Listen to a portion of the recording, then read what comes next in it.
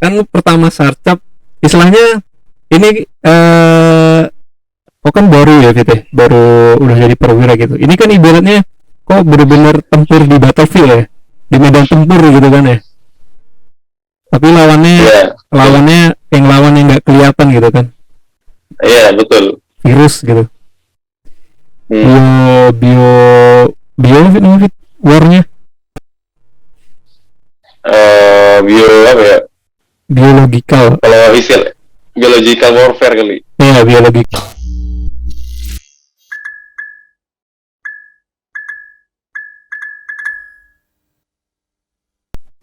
Aku sarcap, iya kan? Iya. Setelah 2020 aku sarcap 5 bulan. Setelah sarcap ditugaskan untuk Satgas Percepatan Penanganan COVID-19 di Wisma Atlet Kemayoran. Ini seru nih. Jadi Satgas pembantu COVID ya, Satgas COVID ya. Iya, COVID. Nah ini seru nih. Kan pertama sarcap istilahnya ini kok kan baru ya gitu ya, baru udah jadi perwira gitu. Ini kan ibaratnya kok bener-bener tempur di battlefield ya, di medan tempur gitu kan ya. Tapi lawannya yang nggak kelihatan gitu kan. Iya, betul. Virus gitu. Bio warnya Bio apa ya? Biological. Kalau istilah biological warfare kali. Iya, biological warfare.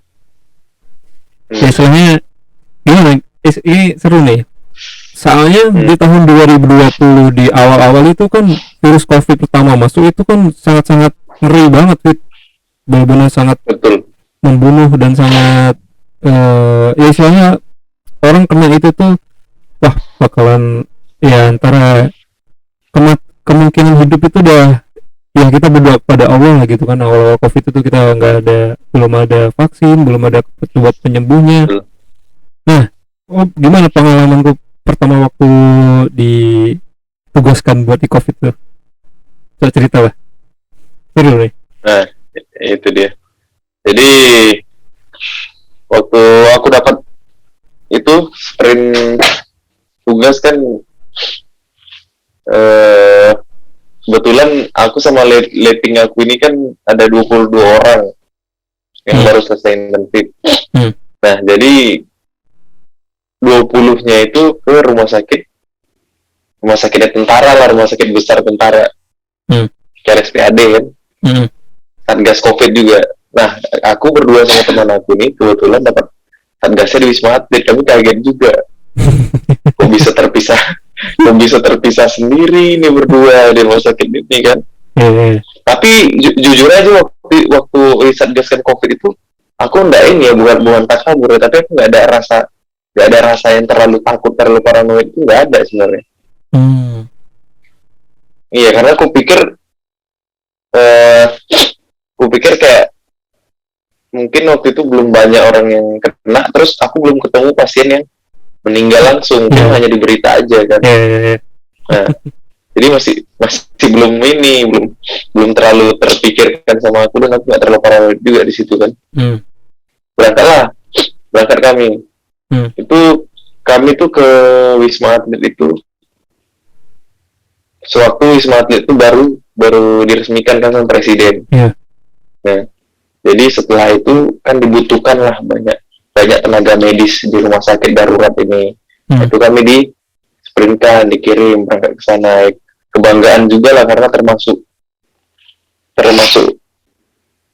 mungkin 100 orang pertama yang ada di rumah sakit darurat itu, tenaga kesehatannya. Yang waktu itu belum ada siapa-siapa, yang peralatannya nggak selengkap sekarang.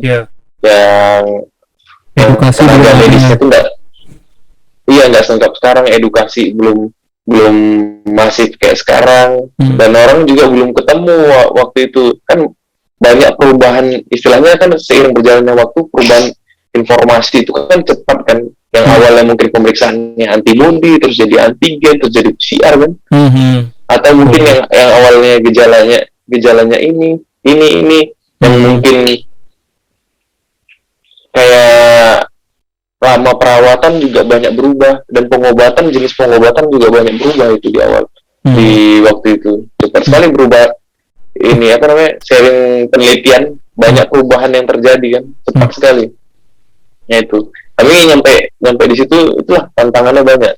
Dari mulai mungkin tenaga medis belum lengkap, karena kan di rumah sakit itu kan harus, kalau kita lihat rumah sakit normal itu kan ada tenaga medisnya, ada paramedis, ada non medis kan. Jadi kayak ada awamnya itu, kayak misalnya di rumah sakit itu harus ada ronsennya, harus ada labnya, harus ada apoteker, farmasinya, harus ada dokter yang meriksa, ada perawat yang merawat. Nah, waktu kami ke situ tuh itu tuh belum lengkap gitu, belum lengkap, dan obat-obatan juga belum ada, malahan waktu itu belum ada. Bed ada, tapi obat-obatan mungkin belum terdistribusi lah. Nah, jadi tantangannya gitu, dan orang banyak merujuk ke rumah sakit itu karena banyak rumah sakit waktu itu belum apa istilahnya, mungkin belum siap karena penuh kan, mungkin kasusnya banyak, penuh, belum siap mereka menerima lonjakan pasien yang terlalu tinggi, chaos pokoknya. Akhirnya dirujuk pasti ke rumah sakit darurat COVID kan, pasti orang itu. Karena rumah sakit lain pasti mereka tahu kalau misalnya rumah sakit lain itu juga nggak mampu menerima pasien banyak kan untuk COVID kan, karena COVID kan harus diisolasi, harus ada ruangan khususnya, ruangan isolasi khusus kan. Nah, cuma Wisma Atlet lah rumah sakit khusus COVID. Nah, akhirnya dikirim. Pada saat itu obat-obatan belum lengkap, peralatan belum lengkap, itulah tantangan kita nangani. Kalau yang masih bisa kita tangani, kita rawat di situ. Tapi kalau yang nggak bisa kita tangani, mungkin yang kasus-kasus berat, yang sampai kasus gagal nafas atau ada gangguan tanda-tanda vital, kita rujuk lagi juga. Memang dari situ, misalnya kayak kita rujuk ke rumah sakit RSPAD atau rumah sakit pusat infeksi yang Sulianti Saroso itu di Jakarta Utara, kita rujuk juga ya pada awal-awal. Itu tantangannya. Terus kita itu tinggal kan di Wisma Atletnya juga, tapi di tower lain. Kita di situ tinggal itu nggak boleh keluar dari komplek Wisma Atlet itu, karena kan kita udah terpapar sama pasien, otomatis itu akan membahayakan orang luar juga. Itu tantangan juga, karena selama berbulan-bulan kita di dalam lingkup itu aja kan, otomatis pasti bosan. Nah, pasti bosan kalau nggak ada hiburan, namanya manusia kan. Nah, itu tantangan juga. Terus masyarakat juga yang yang kasus baru ini kan, mereka belum ada edukasi, banyak yang masih takut juga, nggak mau dirawat, nggak mau diisolasi, takutan banget, atau nggak mau ketakutan. Masalah takutan itu ada, banyak juga yang yang gangguan, istilahnya yang depresi lah selama isolasi di sana, karena nggak boleh keluar kan dari kamar juga. Dan dia jarang dikunjungi di sana itu, karena memang aturannya kan seperti itu, untuk mengurangi kontak, kecuali yang ada gejala-gejala yang memang harus divisitasi, ya itu kita datangi. Tapi kalau yang dia tanpa gejala, waktu itu kan masih menerima pasien tanpa gejala itu di Wisma Atlet. Pasien yang bebas gejala kan. Itu biasanya bebas gejala itu kita pantau kan melalui CCTV sama melalui grup WA gitu. Karena kita menjaga untuk kontaknya supaya nggak terlalu sering kontak, karena risiko penularan tadi sama di sana. Tapi ada sukanya juga sih selama COVID di sana itu. Banyak orang yang nyumbang, dari mulai makanan, ada pakaian, ada hazmat juga, ada peralatan mandi, peralatan cuci. Bahkan itu dari dari startup itu Gogo. Nah itu dia nyumbang ini apa namanya, kayak skuter gitu untuk main-main di situ, keliling-keliling biar gak bosan. Wah itu benar-benar dilihat kita sebagai warga negara Indonesia tuh bersatu ya, karena kesamaan itu ya, melawan COVID. Betul. Iya, dan kesamaan tujuan kan. Nah itu ini yang sukanya. Terus kita banyak ketemu orang-orang ini juga, orang-orang hebat lah, orang-orang yang penting. Misalnya di situ tuh dokter seluruh Indonesia ngumpul di situ kan, relawan-relawan, petinggi-petinggi dari militer, polisi, sama sipil juga ngumpul di situ. Dan di situ tuh untuk tenaga medis itu sering dilaksanakan ini, kayak minggu sekali itu ada diklat gitu, kayak kursus. Jadi nambah ilmu juga di situ.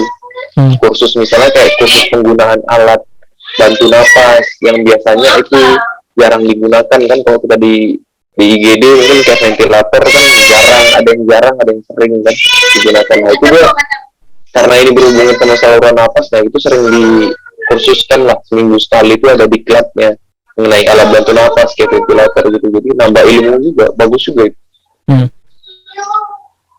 Bagus sekali.